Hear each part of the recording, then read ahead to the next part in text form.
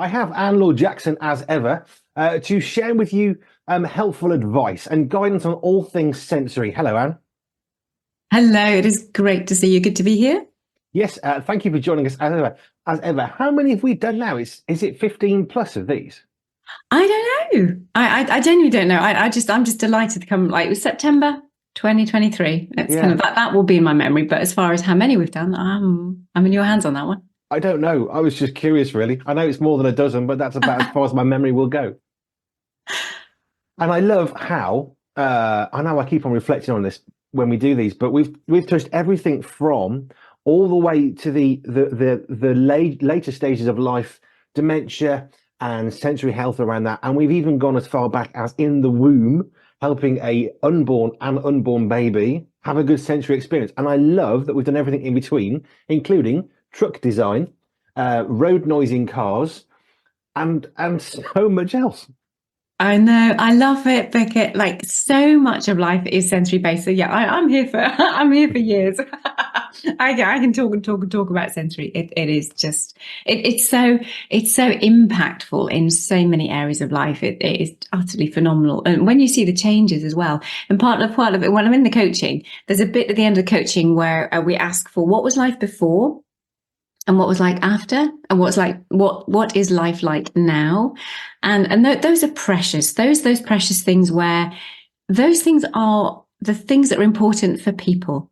It might not be important that someone can sit still, or that someone can play Lego with their son, or whatever it is, but it is important for them. So therefore, if it's important for them, it is important for me. And those are the things that they really want to be able to do at the beginning, that they're finding it hard and that they're struggling with. And it's not life that they wanted it to be. And it's like, well, let's see if there's a sensory underpinning to that and see if we can turn it around. So I get those befores of, yeah, we weren't sleeping, we weren't eating, we were at each other's throats. It was just a nightmare. We were struggling, we were stressed, we were exhausted. So you get all those befores, and then you get these lovely afters. And I don't know what those afters specifically are going to be. We do set goals and think, oh, right, it looks as though we need to focus on this. But actually, because we are just working with the senses that are so foundational, then it hits so many other areas, and it's quite exciting to see what comes out at the end. Yeah, it's good though, that before and after, isn't it? It's quite a striking example. But I think, having been through some and get this right, PTSD, CBT, they do a before and after, and they said, look, when you started this therapy, you were here, Right. and then at the end, you're here, and actually, that in itself as a snapshot is so valuable when you've been through that any sort of therapy, to see, yeah, here it is. It's effectively, it is black and white, isn't it? You've actually come from one place to another, and it's so encouraging. Yeah, because actually it's really the weirdest things before I started doing this was that I saw what people were like coming in, especially when I used to be like a hands-on face-to-face therapist pre-COVID. It was like they'd come in not the greatest place at all. But because the therapy takes a little bit of time, I can see the changes all the way along, but they get used to it. They get used to the changes. They kind of forget. It's a bit like childbirth. You kind of forget the pain of what you've just been through. And it's like people get to the end and it's like, oh, thanks very much, but we're good now. And there's not even or sometimes it's like, well, I'm really not sure much, much happened there. Every now and again that comes out, and I'm just thinking, oh, crumbs, why didn't I document where they were like? Why didn't I video what they were like beforehand? How come we don't have that? Because for me, looking at, there's been a huge change, but people have just got used to it. And at the end of the day, it doesn't matter. All we want is for lives to be changed. That is the crux. That's the bottom line. But sometimes it's a little bit discouraging when folks can't see that, because they've actually changed so much in the journey that they can't reflect. So yeah, that's part of the reason why we now, or why now that is part of the process, that we do capture life before in video or words or whatever, and have a time to reflect. I think reflection is a powerful thing. I'm sure I shared this previously, earlier on actually, that I saw a video, and it was a video diary, literally every day, I think, or perhaps every week. And it was of a soldier who'd had PTSD. I don't know what the trauma was specifically, but he was trying to drink a glass of water. And he went to pick up the glass of water. He couldn't use the motor skills of slowly bringing it to his lips and taking a drink. He would sort of chuck it everywhere. And it was his daily journey of going from going mad like he was being silly when he wasn't. And you had to sort of understand it's not being silly. It looked like it was a joke, and it wasn't. It was literally he can't do it. Yeah. By the end of this journey, and he had this sort of, they took little videos. Look, this is the progress. This is the journey I've had, and now I can pick up a glass of water and drink it, which we take for granted, which he did not take for granted, which is so important. Yeah. I think my light's just gone off. Sorry if it's gone a bit dark. We're having fun with the colours today. I'm more coloured than I normally am. Don't fear. I don't need hospitalisation. Just need better lighting. It's gone a bit wrong. Right. So let me move to a question we had. This came off the back of Family Focus on Sunday. So this is Jojo and I. And we were talking about multitasking and how all of us in various forms do more than one thing at once. If we're sitting up, we are literally multitasking because we're sitting upright, we're concentrating on what we're doing, we're typing or we're listening or we're talking or we're holding a drink. So all of us, all of the time, multitask to different degrees. So this is what we came up with. The saying of the week was kill two birds with one stone, which means solving two or more problems with one action. This got us talking about multitasking, and when we considered exercising and listening to something like learning a language or music, we wondered about the effects on our senses. So this is Joe's question. What is the impact on our senses for multitasking or just doing more than one thing at a time? Oh, that is such a good question. Good on you, Joe. Yes, that can be a massively positive thing, and yet for others, an absolute nightmare. I think the world is moving to the recognition that when we can multi-sense and experience, that makes everything so much better. It's easier for the brain to process. It's easier for the brain to remember. It's easier for the brain to think things through. It's easier for the brain to learn.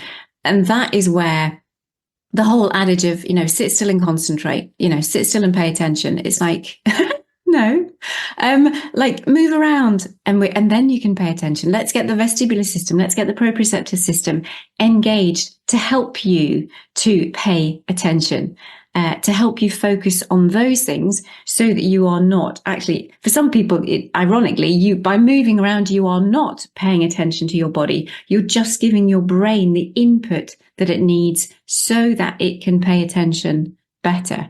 So for some people, they will need absolutely more senses to enable them to focus. And yet there are others, like we often used to describe it, those the old TVs. Some of your older listeners might remember the TVs with the aerials, and actually you needed you needed to hold them together to get a good signal. And it's sometimes we just need mono sensory input. We just need one to get good signals going through to the brain. It's just too much for the brain. It's too confusing. There's too many mixed messages. There's too much confusion in the brain if there are too many senses going on at the same time. And that's where it's really important to get to know who you are and how you are. And also at certain times of the day, you might be able to cope with more senses, whereas at the end of the day, you actually need to cut some stuff out. Actually, I was just thinking about, going to work in the car. Often many of us in the morning, we will stick the radio on and we'll stick it up high. But at the end of the day, we've been in work all day and you get in the same, and the radio's on and you think, oh, crumbs, no, I'm just going to turn that down, or I'm going to turn it off, because actually your brain has had more than enough, plenty and possibly overwhelmed during the day. And it's just like, actually, no, I don't need that sensory input now. I need to be able to concentrate on driving. I just need the peace. So there's a lot of jobs where, I was an ex-trucker, so I would have the radio on all day. I would have the noise of the engine for 9-10 hours a day. If I was doing crane work, then I'm stood on top of an engine. So there's a lot of audio input that I was unable to switch off. The radio kept me going when I was driving, but even if it was switched off, it's still a noisy environment.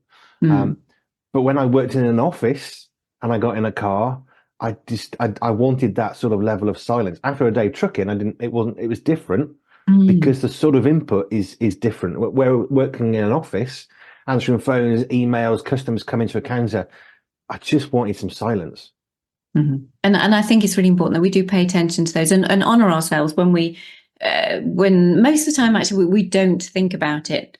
For some individuals, it is worth pay attention, because you will find just those little tips, those little sensory health tips can help you function better and help you be more relaxed and loving and kind. And yeah. Which is good. It's good to be kind to the people around us. Oh, I tell you, like the basics in life, you just think, yeah, goodness, kindness, gentleness, faithfulness, all of those things are just, if we genuinely could, it's much nicer. But sometimes taking a bit of time out is a really good strategy in order that we can allow ourselves to reset. So Nathan, who does the breakfast show, gets up quite early. So one of the pieces of advice that Dr. Richard Scott gave on one of our shows was about having a nap in the day and how healthy that is. But of course, having a nap is shutting everything down. So I think he has some eye shields on, so it goes dark and it's a quiet room. I mean, he shuts the door. We creep around the room. So he's literally doing what you're saying of having a nap. It is actually creating all of those things, isn't it? It is, absolutely. And that's interesting in the schools and the workplaces. I wonder how long that will be until that becomes more of a norm. I'm always pushing boundaries, and I remember. I'm always awakened to when people say, "Oh, that'll never happen." It's like, "Oh, all right, okay, let's watch that one." So we know in education, there's been a real shift at the moment. Some of our more mainstream schools have extra provisions for children who are not ready for or not in the right place for a special school, but they're still not quite able to function the same way in the mainstream school. And recently we've started to have a few of the swings going into the school, and that was one of the things when somebody said to me, "Oh, we'll never have that in education. We'll never have that in our school." And so I just thought, okay, I'll leave that one be. I'm not going to push anything, and just let the process, let the process work itself through. And they've realised and they've recognised. And in fact, the main school that I work in at the moment, they're looking at a new build. And I just chatted to the head teacher last week, and she was saying, "Yeah, well, we're going to have swing points in every classroom." And that's like, how far have we come in the last number of years? And like, I know she's pioneering like here, and it warms my heart. And that's just for swings. But going back to the whole nap time thing, there are some people, and for all of us, if we've got the nap side of it, we've also got that sense of just cut out all of that extraneous sensory input. Just allow your body just to rest and be and do nothing. Even if you're quiet, you don't have to sleep necessarily, but just those 10, 15 minutes of sensory, it's not quite isolation because that sounds a bit negative, but deprivation sounds a bit like, Time alone. A sensory health spot or a sensory health moment or something. Yeah, trying to find something positive. But yeah, I think it's really, really important. I noticed myself this morning that I woke up and we've got a family chat on phones, which I think many people possibly would have. So I always get my phone on. As soon as I wake up, I'd like to know how Joe's got on. If she got to work okay. And then there's usually a bit of a conversation between various folks. And as I was doing that, which is kind of a normal routine because Joe goes to work earlier than I generally get up, a few emails came in, which is great that I can answer work emails on my phone. Now, I didn't answer them, but already my brain is now switching on to, I've now got to do these. I'm still sitting in bed at this point. And this is one of the dangers of technology. And I hadn't really observed, I suppose, how do I sound a bit weird? It wasn't quite, looking down on myself. It was more of a kind of self-awareness of, oh, that's not great. So what I've just done on my phone is I did a little bit of digging, and you can turn notifications off for a time every day or how many days a week. So I basically turn my phone off now from 9 till 9 every day. So apart from my family, no one can message me. I won't get any pings or nothing, because I suddenly thought, God, I feel tired already. I haven't got out of bed. And then that was the kind of self-awareness of, but I've just seen 3 work emails. They're all really positive, actually. It's not really the point. It's taking my mind where I shouldn't be going at that point. Yeah. And that's so important. Same with I love 24 hours for me. I have a separate work phone and a home phone. And I have to I put my work phone away for 24 hours just to have that rest, to have that worship, to have that space. Somewhere between Sunday and Saturday, that's my general 24 hours that I take. And it's really precious. The one thing that I need, I have an Apple Watch, so I have to switch my notifications off on my Apple Watch, and every now and again I forget that. And it's like, oh no, like, so it's telling me something's happening.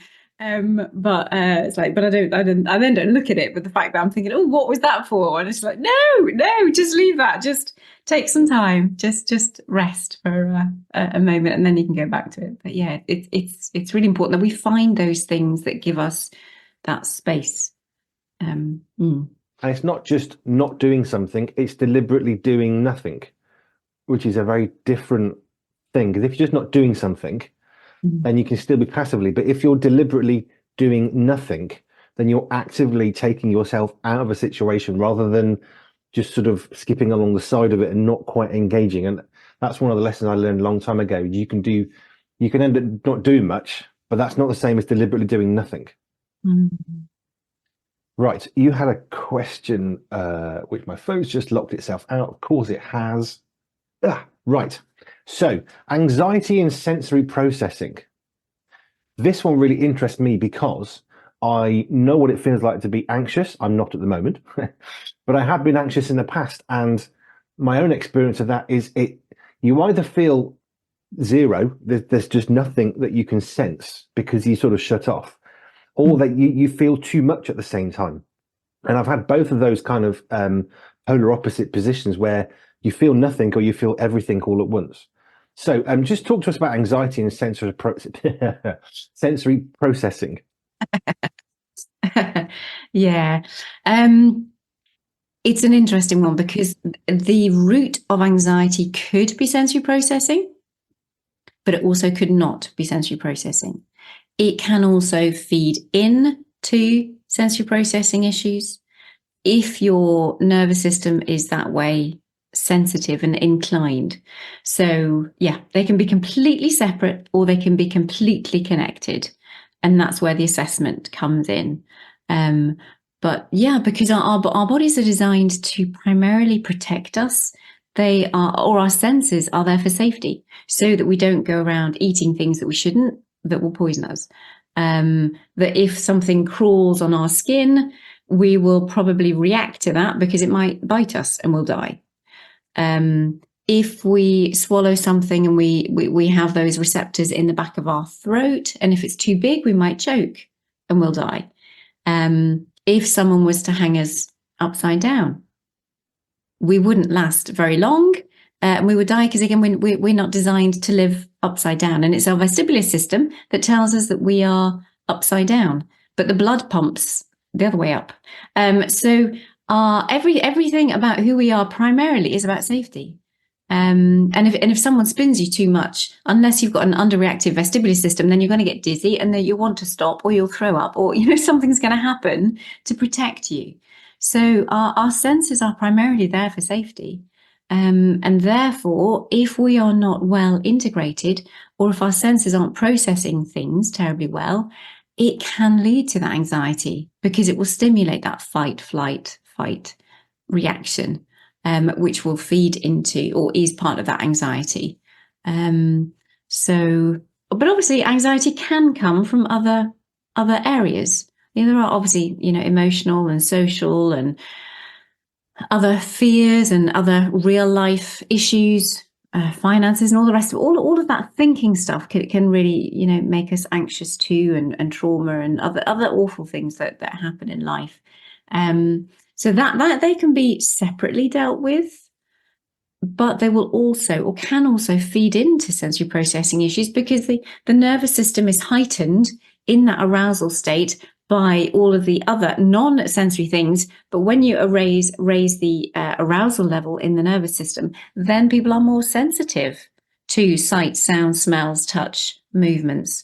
So although it may not have a sensory root, it can overflow into the senses, and therefore we need to use the senses, the strategies, sensory strategies to help, regardless of whether if the root is sensory, we need to treat it.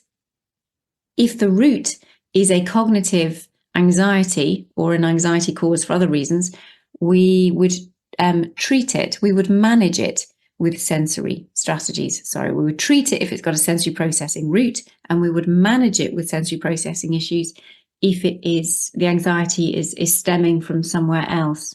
Unless someone doesn't have any, unless they're really well integrated, in which case the senses won't get involved at all. But I think that's more unlikely. Is that one of the classic things of? Let me start that again. Is depression and anxiety, are they similar, or are they different things going on? Yeah, different things. Again, really highly linked.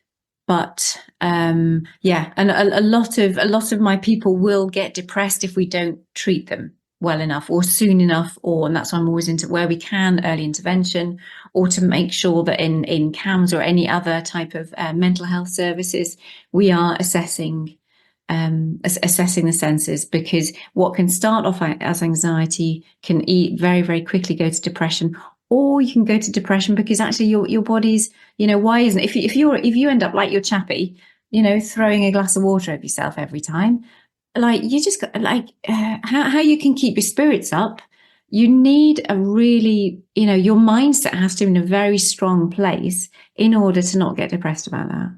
And so the sensory processing can have a big impact into depression without any anxiety being there at all. Yeah. One of the things that I was thinking of, it's not necessary every time, but I would assume or sort of think of it as a classic sign of depression is that you don't really like crowds of people. You would struggle.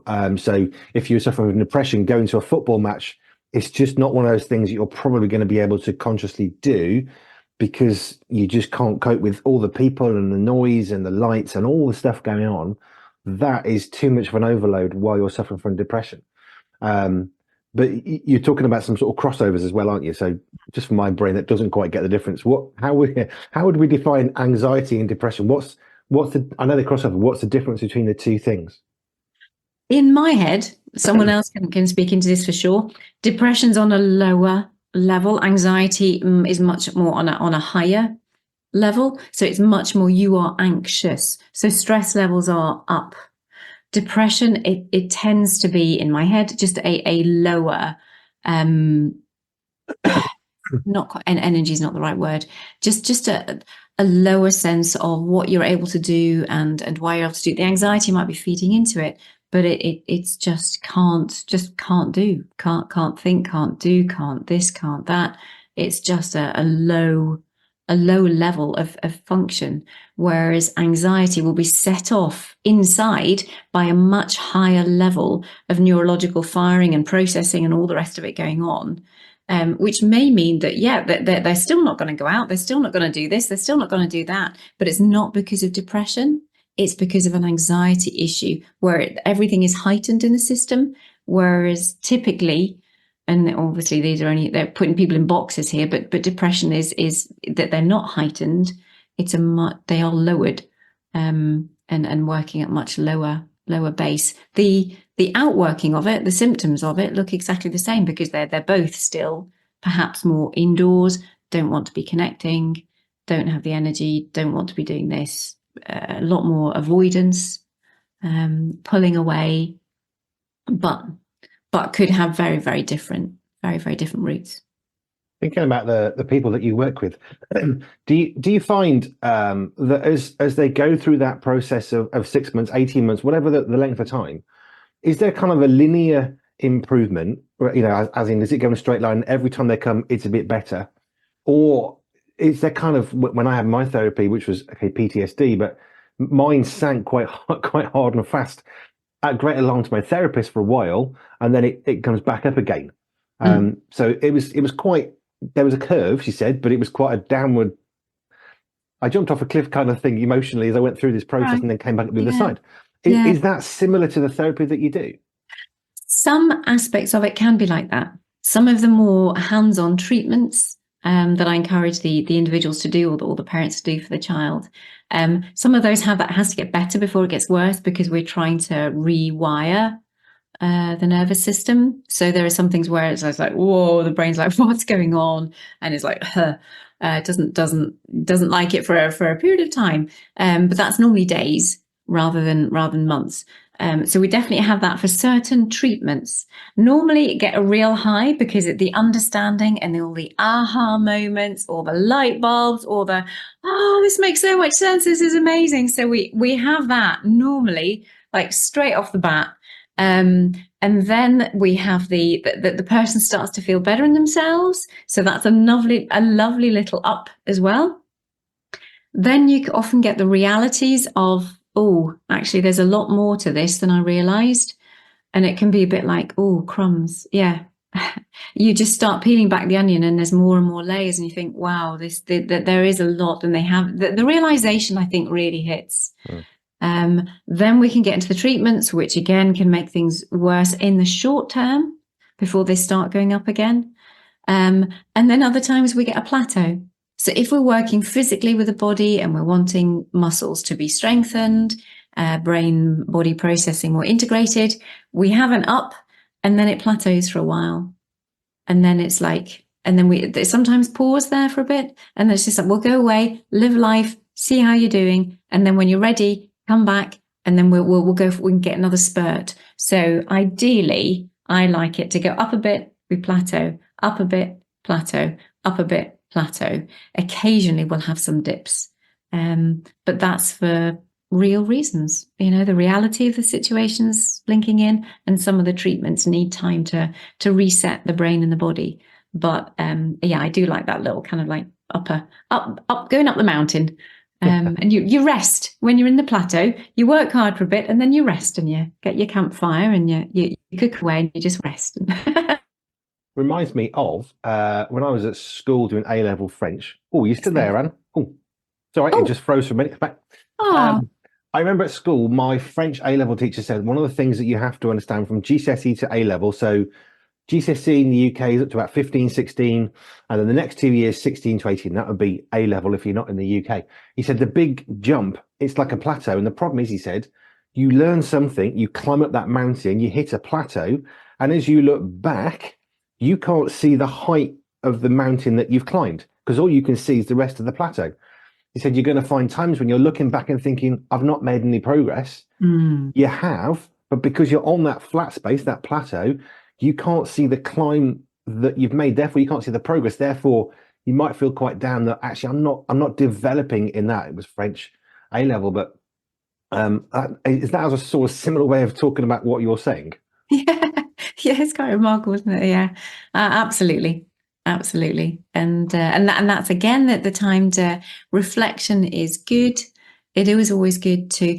It's an interesting word. Is it always good to look back? That'll be a point for discussion. But in essence, I think it is, because we don't realize how far we've come. And also when I get to talk about this, because it's so instinctive in me after 30 years of reading and learning and doing and working with people, I kind of think I really don't know very much. It's not. Why am I doing this? But that's just because it's that normal for me that I don't appreciate it until I speak to somebody who doesn't know, or a family who is genuinely struggling, and it's like, wow, yeah. So I really do know things here. And give me the grace and the kindness and the goodness and the wisdom to know how to communicate to that to the people, so that they can get it for themselves, because that's what I want. I want people to get this for themselves, so they are much more empowered in their own life. You'll like this then. So this is a French teacher. So he'd done French at primary school for a couple of years, secondary school for 5. That's 7 years. He then did A-level, so that's 9 years. He then did a degree. He'd been speaking more than a decade.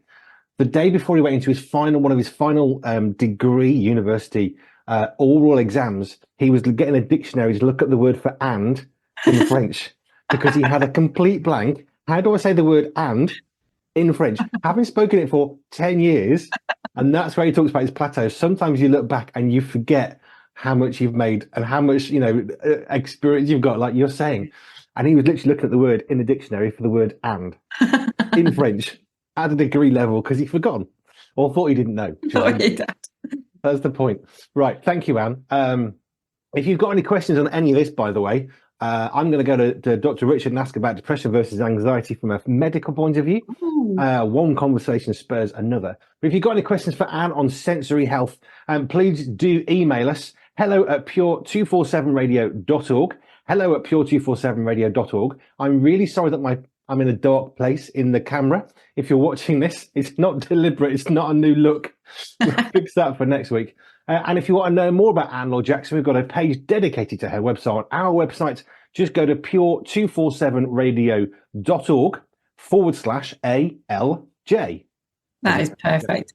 That is so good. That is like ALJ, because that's what I call myself all the time when I'm working with a team, when we're talking, it's like ALJ. So the fact that you're pure247radio.org/ALJ, it's like class. Really good. We do try. And I'll try and get the lighting sorted for next time, and my light won't go off. But hey, it's not meant to be a dark image. That's not the plan. Thank you, Anne, as ever. We'll be back next week. Send your questions to us for Anne, whatever they may be about your sensory health, topics you've seen in the news, how does sensory health affect whatever situation. 30 years of experience. We are giving you that every week for you to use. Use this. It's wonderful. Thank you, Anne. That's lovely. Thank you. Bless everybody. Bye-bye. Pure 24/7 Radio is listener supported, which means we are free, online and always pure because of the generous support of our listeners. If you would like to contribute financially, please visit pure247radio.org.